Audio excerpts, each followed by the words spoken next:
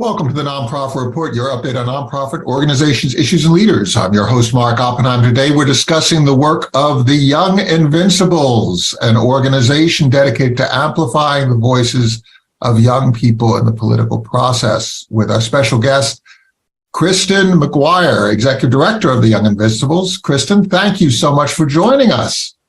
Thanks so much for having me. I'm so excited.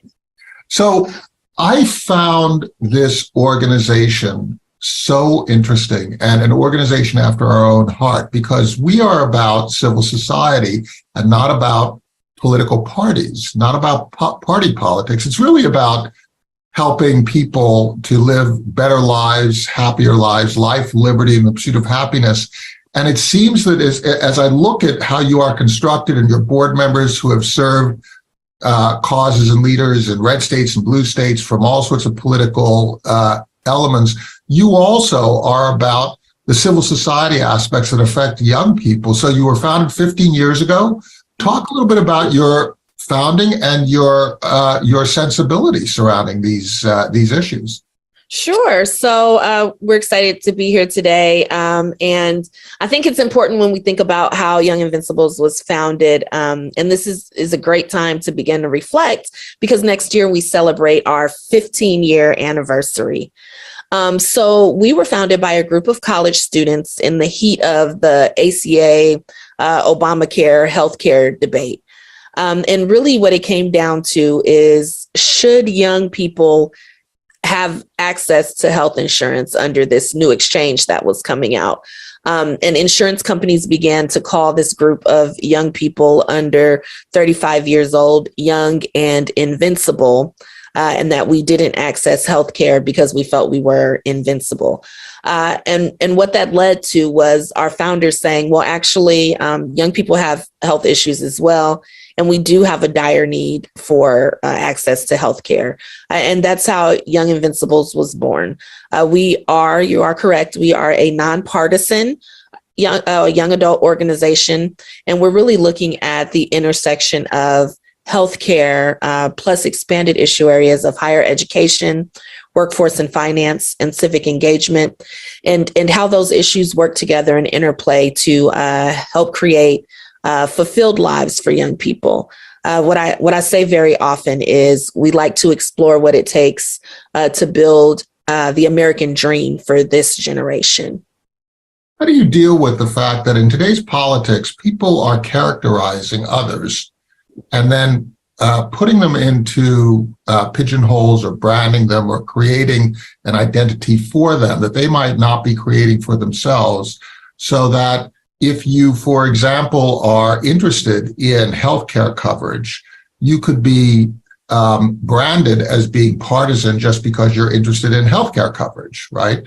If you're interested in a particular issue with education and funding education, which is in the interest of young people who are trying to get educated, you could be branded as being partisan simply because you have that particular interest.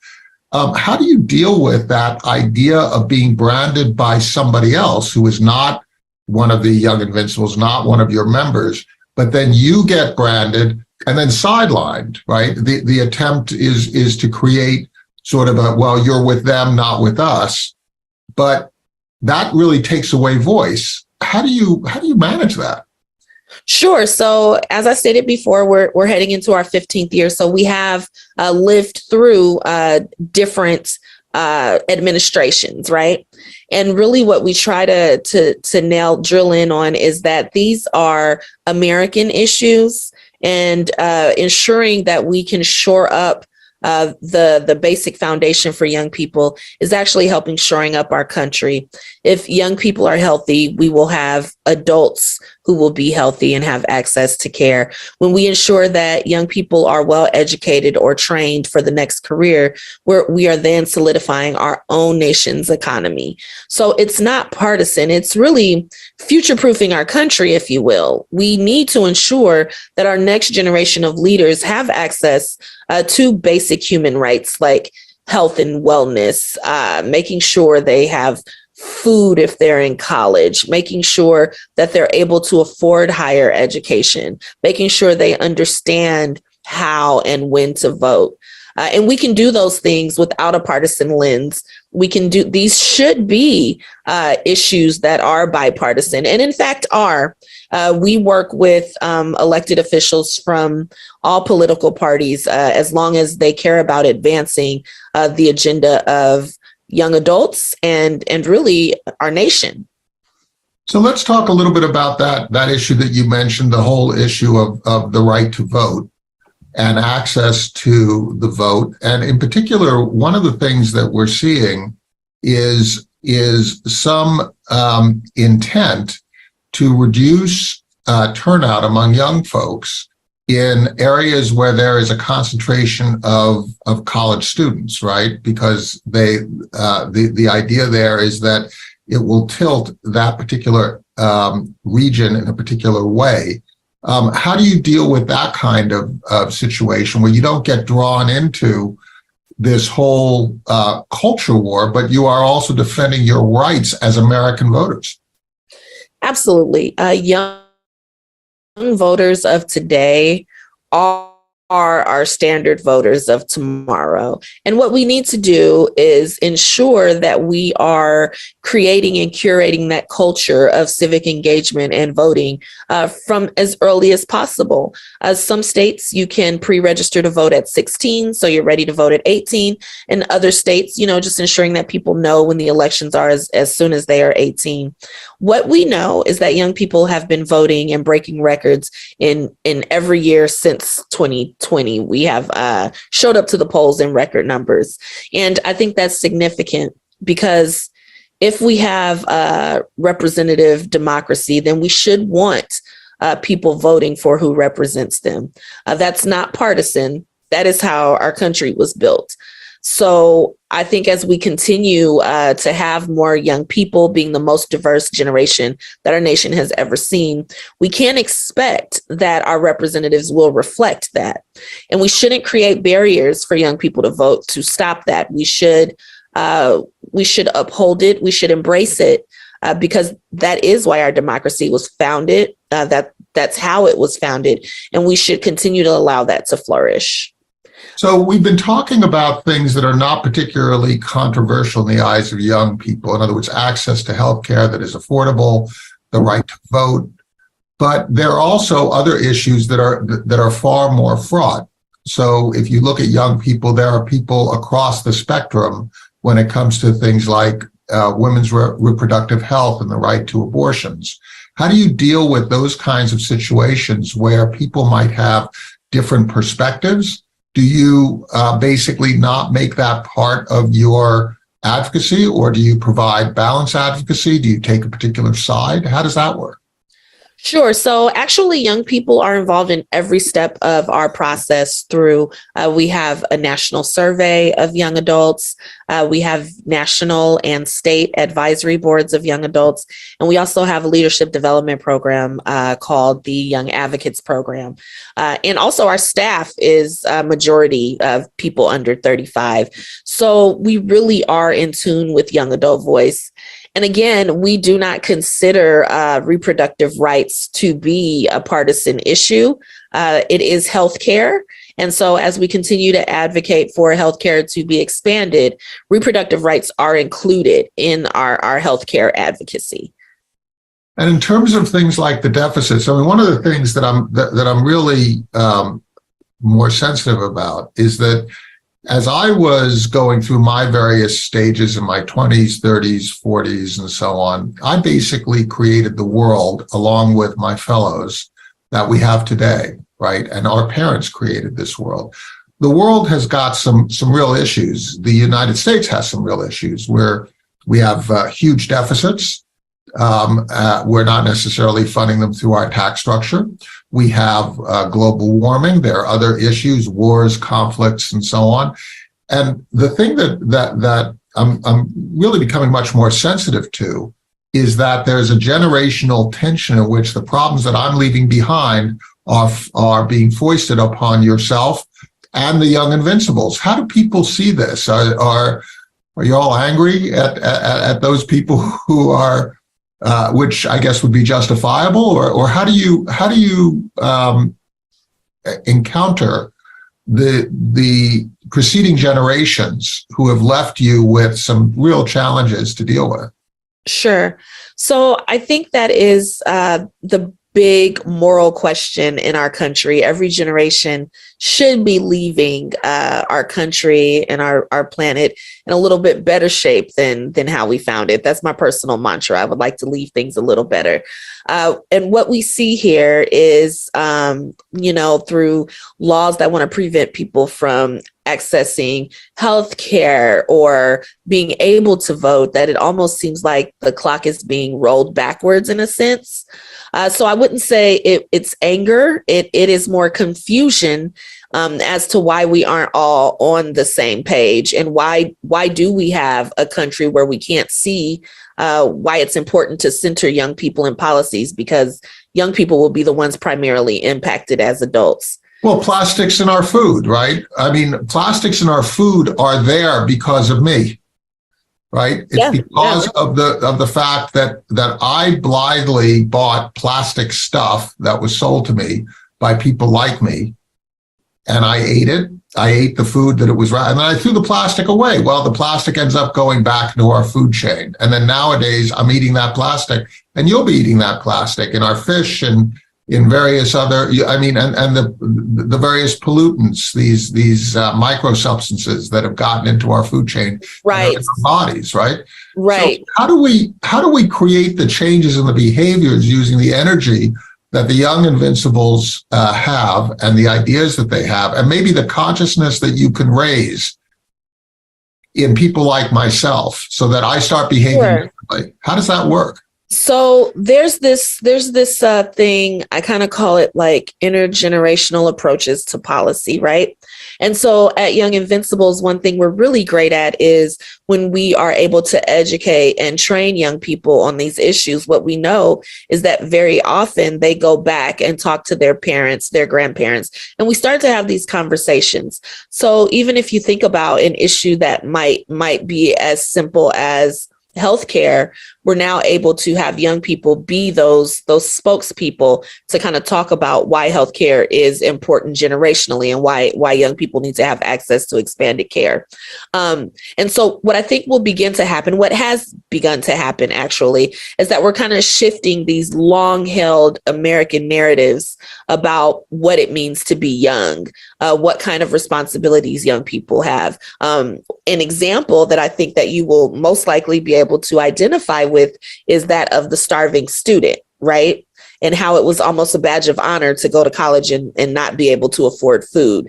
And it was that way when I was in college, that, it was just expected that you lived on ramen noodles and, Well, that's how I learned to cook. I would go to the local Safeway. I'd get the very sorry looking vegetables that were in the sale bins, and the meat that was expired and all that other stuff. And I learned how to cook because I couldn't afford anything else. So I made stews and soups. And that's been an American principle that's held very strong in our country since people have been paying to go to college. And what we've been able to do in the past 10, 15 years is kind of switch that narrative that actually college students shouldn't have to be food insecure to receive a college education. And so what you'll see across the country now is that college students are now eligible for SNAP benefits. And the government does help them get food if they're enrolled in college as a student. And that is a very sharp change from what we've seen a decade ago. So those types of intergenerational approaches to policy, where we're able to identify an issue and then talk from a viewpoint that you understand, that I understand, and generations today understand, and really start to think like, maybe it is weird to think that college students can't eat because they're in school. And then actually be able to talk to legislators and get them to shift the laws, and get states to even join in and shift the laws as well, to even provide access to EBT on college dining facilities. And so that's the kind of work that we do, where we kind of work to amplify the voices of young adults, help them share their stories across media, and really begin to drill down and shift those mindsets that we've held so close as Americans in our American culture. And that's the work that we do. And we do that across all of our issues, really just changing the definition of what it means to be young in America right now. Now, what you're saying is so interesting, because if you take a look at one of the challenges that America has is that of having an educated workforce.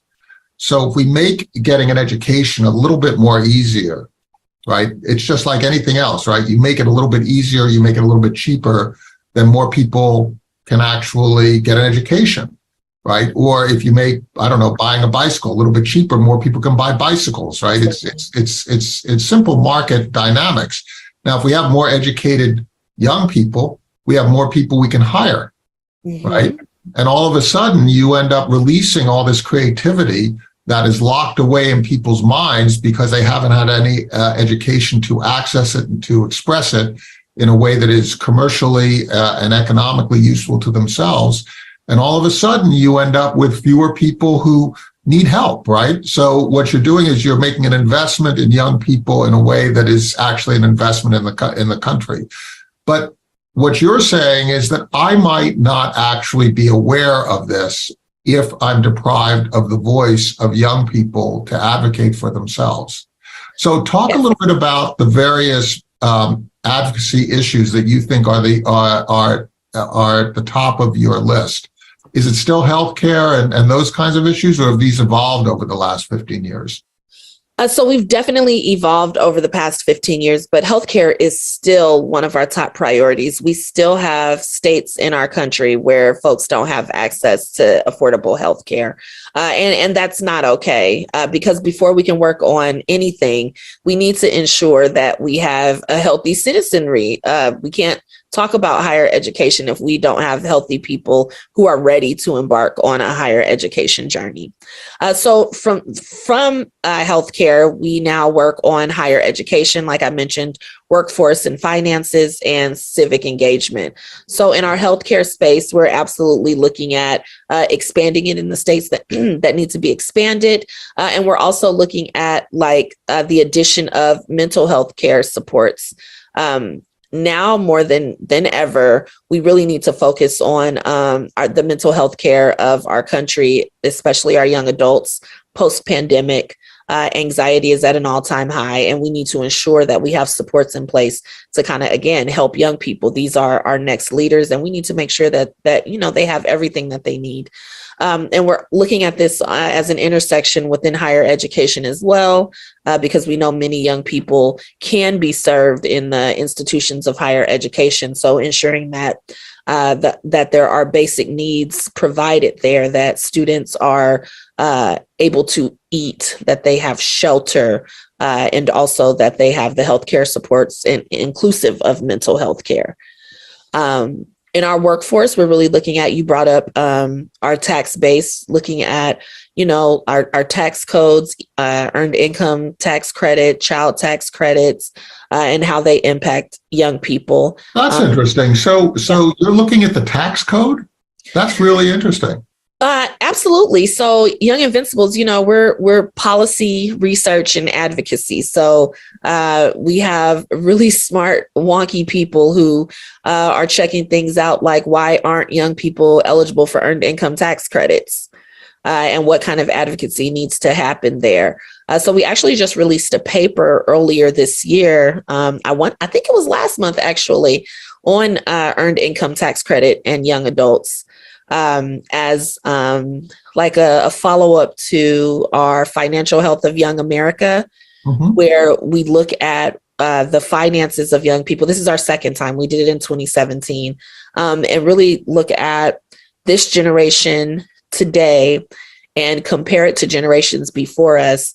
And what we're finding out is we're actually declining. We have negative wealth as opposed to generations before us, where there was a time at 25 where you could be ready to start your family and purchase a home. That is not a reality for 25-year-olds today. So that's a really interesting question.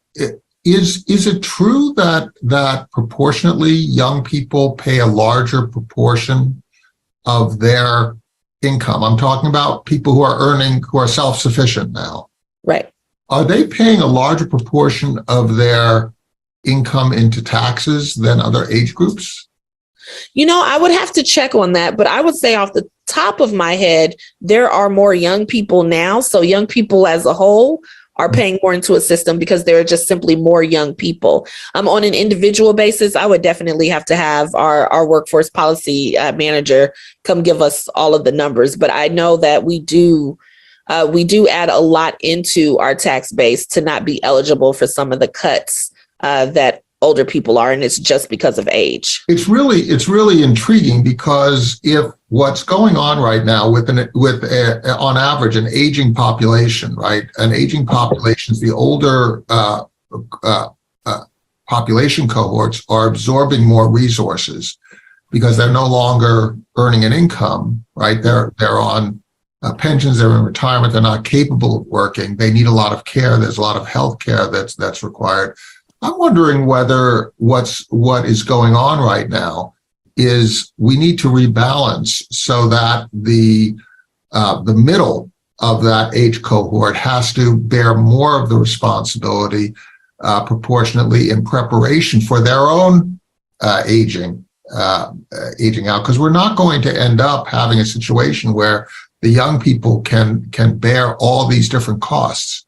It becomes a financial issue and a prosperity issue, as you say. If that energy is being dissipated into too much investment to make up for the failings of previous generations, we're going to end up with a problem in this country, because young people should be able to invest in themselves, not sustain, their older relatives for most of their lives. It really.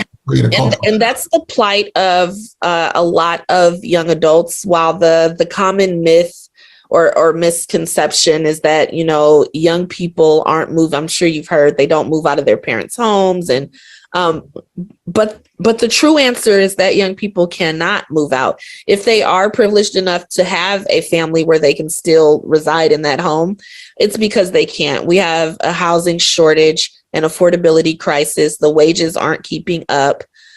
So the world is different.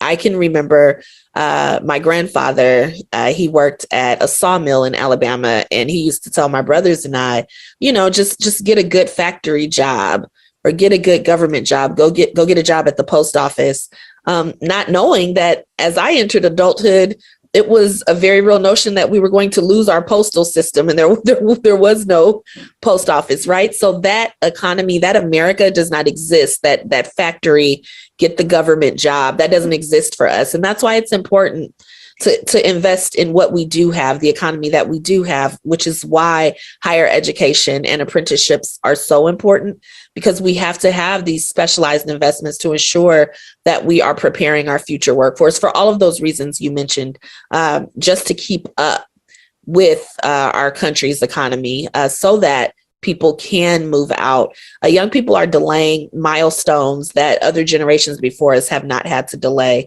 The age of marriage is increasing. People are delaying starting families. Home ownership, the rate of purchasing your first home is increasing, which then also means that the likelihood of purchasing a second home or income property or anything like that drastically declines the later you purchase your first home.